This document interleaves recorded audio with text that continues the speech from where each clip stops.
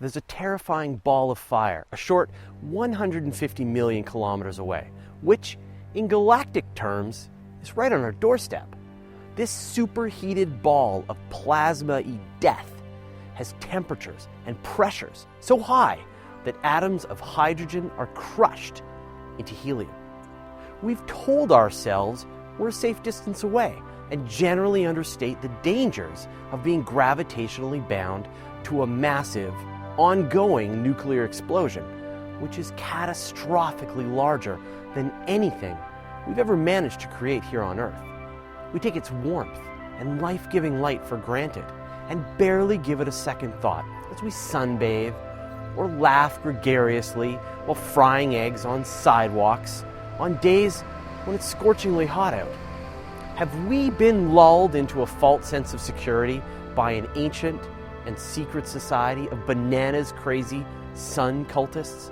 Instead of worshiping the giant barbecue death ball, should we be cowering in fear, waiting for the next great solar flare?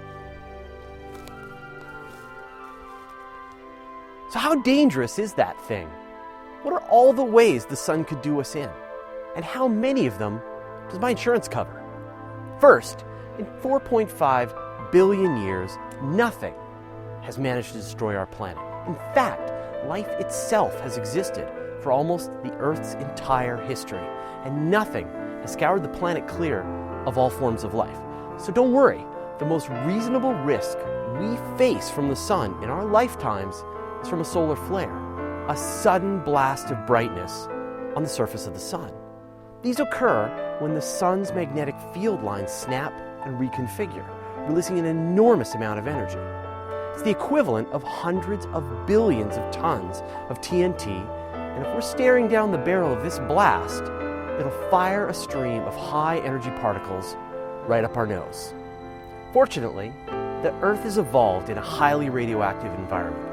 We're blasted by radiation from the sun all the time. The Earth's magnetic field lines channel the particles towards the poles, which is why we get to see the beautiful auroral displays. We're at little risk from flares from the sun, but our technology isn't so lucky. The increase of geomagnetic activity in our vicinity can overload electrical grids and take satellites offline. The most powerful geomagnetic storm in history, known as the Carrington event in 1859, generated auroras as far south as Cuba. It didn't cause any damage then, but it would cause a lot of damage to our fragile technology today. For those of you now resting comfortably, I say, not so fast. This episode isn't over yet.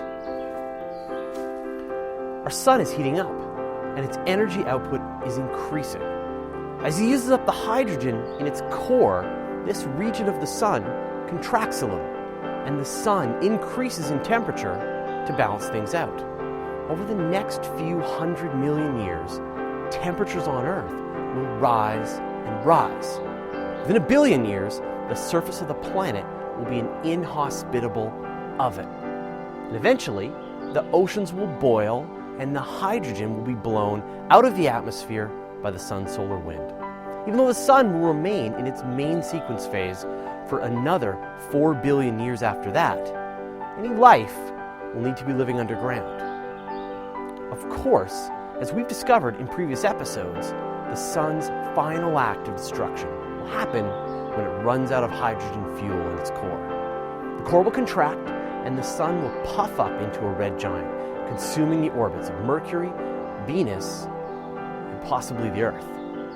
And even if it doesn't consume the Earth, it'll hit our planet with so much heat and radiation that it'll finally get around to scouring any life off the surface. So like your fanatical sun cultist friends, don't worry about the sun. It might make sense to keep some spare batteries around for the times when solar flares knock out the lights for a few days. But the sun is remarkably safe and stable. We've got billions of years of warm light and heat from our star. But after that, it might make sense to shop for a new home. So what do you think? Where do you think we should move when the temperature of the sun heats up? Thanks for watching.